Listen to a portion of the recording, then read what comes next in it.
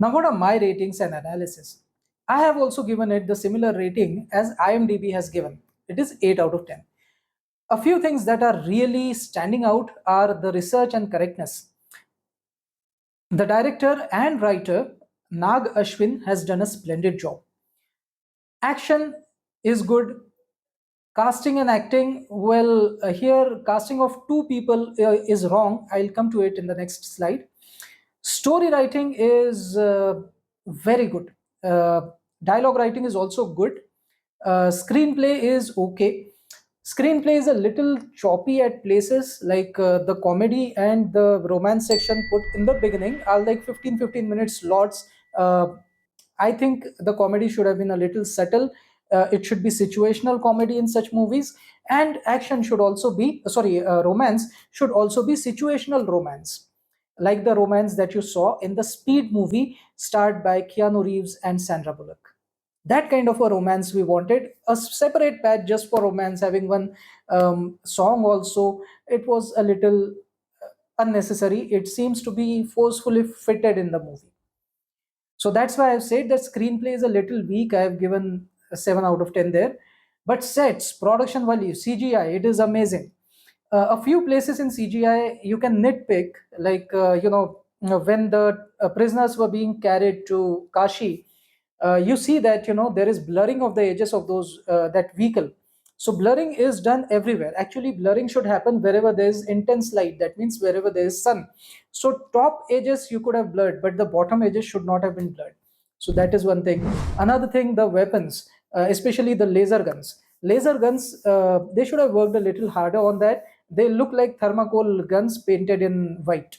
So that is why I have deducted to 1 mark. But otherwise, CGI is amazing. You can see the production value. You can see that it is a 600 crore budget movie.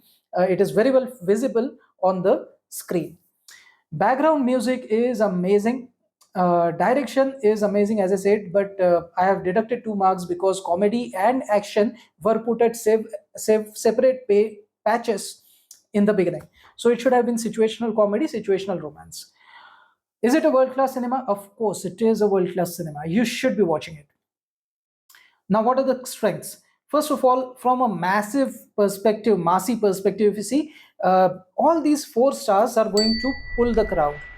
Prabhas and Kamal Hassan from the south, and Amitabh and Deepika from the north. All these are massy stars. They can pull crowd towards themselves. Cinephile wise, I would see that the action choreography is amazing. Core of the film is story, and it is not action, which is great. Many movies, they revolve so much around the action that the story is lost somewhere. This is not that kind of a movie. Strong indigenous ideas were used, and no copy paste is done. You take the example of Flying Jet. In that, a foreign idea of Superman was forcefully fitted in Indian context, and that is why that movie did not run well. But here, all the ideas were indigenous. They came from Mahabharat and Kalki Puran, Indian scriptures.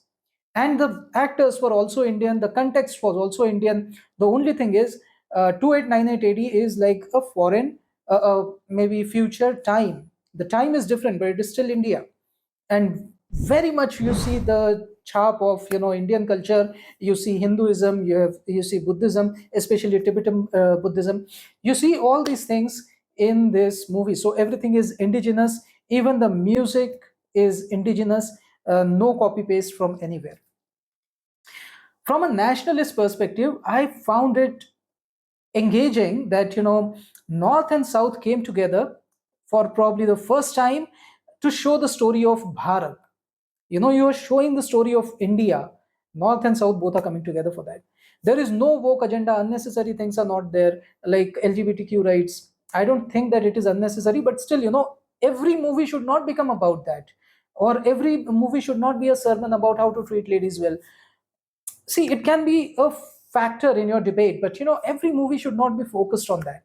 So unnecessary woke agendas were not put in. Then unnecessary glorification of colonizers was not done.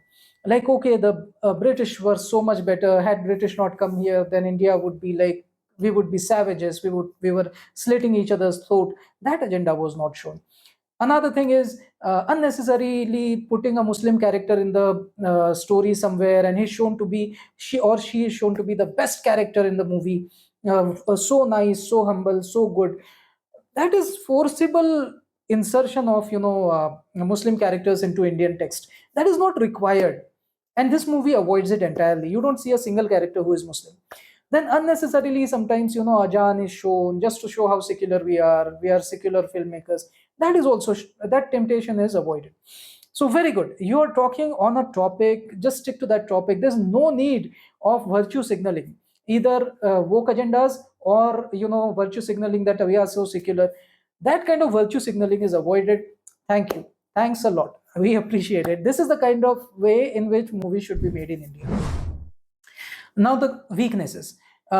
Few casts are really bad. Like for example, Shashwat Chatterjee is playing the villain in this movie, and you can see, he is not at all a good villain. He is basically a comedian. How can you cast a comedian in the place of a villain? So when you make a villain weak, then the movie takes a toll. You take the example of Jawan. In Jawan, the villain was a little stronger as compared to the hero, and that's why Jawan was such an engaging story. Here, this villain, I actually wanted to laugh at him. He was not furious at all. So Shashwat Chatterjee was a miscast. I'm not saying Shashwat is not a good actor. He's a good actor, but at a different place. You are using a comedian in the place of a villain. That is a casting problem.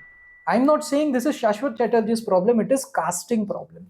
Another casting problem that you had is Brahmanandam. See, I understand that almost every other South Indian movie has Brahmanandam in them. He is their favorite comedian, you can say. But there is a time and place. You did not require Brahmanandan's character entirely.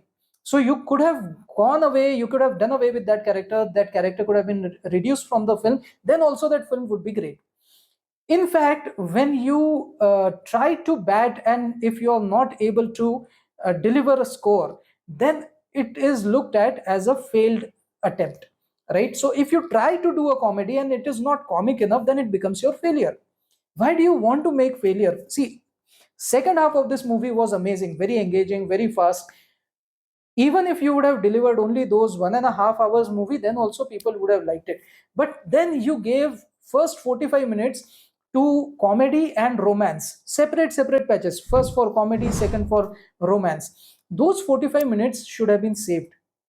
Your movie is of 3 hours, so reduce it a bit. Maybe it could be only of 2 hours 15 minutes. Then also that story is sufficient, that movie is sufficient, world building could have been great.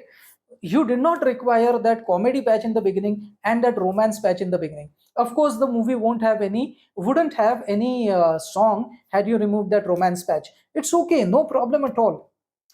There are so many Hollywood movies anyways never have songs, and they still run well. Comedy, do you think there are action movies that don't have comedy? Of course there are. Like Speed movie, take the example of Speed movie, Hollywood movie, where Keanu Reeves and Sandra Bullock are there is subtle comedy in this movie. There is subtle romance in this movie. Romance builds up in such a tense environment, but they did not give a 15 minutes patch just for romance. It doesn't look very organic. The world is falling apart, and what are you doing? What are you showing in the beginning? The first 45 minutes are absolute disaster. You should have just cut that part and kept the rest of the movie. The rest of your movie is great. Okay, so this is about the two miscasts.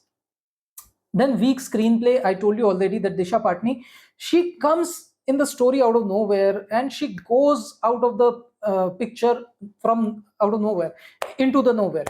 So it is difficult. This looks very patchy. The comedy, oh, just one patch comedy, one patch romance.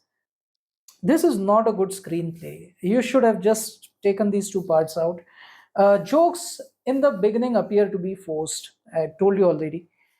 Songs and romance are missing. See, when I say Disha Patni's role was not required, okay, but Disha Patni was required. She is a great actor, and her role was great. And actually, I think she did a better job than Deepika, to be honest. But she was given a very little screen time. She comes out of nowhere, she goes into nowhere. That is not right. The romance should have built gradually.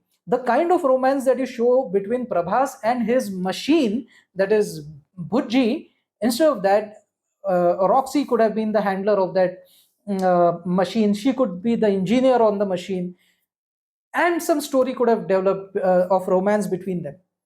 She could have sacrificed her units to make Bhujji, to prepare Bhujji for a fight for Prabhas. That is the kind of story you should have come up with. Just having this kind of, okay, what is the relation between Prabhas and Roxy? Oh, Roxy has given lended some money to Prabhas, and Prabhas owes her that money. This is the relation you want to show, and this, how can romance develop in this kind of a relationship? Use common sense. I think both those patches were unnecessary. But Disha Padni should have been there, but you should have tweaked the story accordingly. She should be the part of the story, and she should come and go throughout the movie. It should not be patchy. Not just for 15-20 minutes in the beginning she is shown, and after that, where has she gone? No one knows. That should not happen. ये है अमित शिरासाव, अमित शिरासाव, अमित शिरासाव, अमित शिरासाव.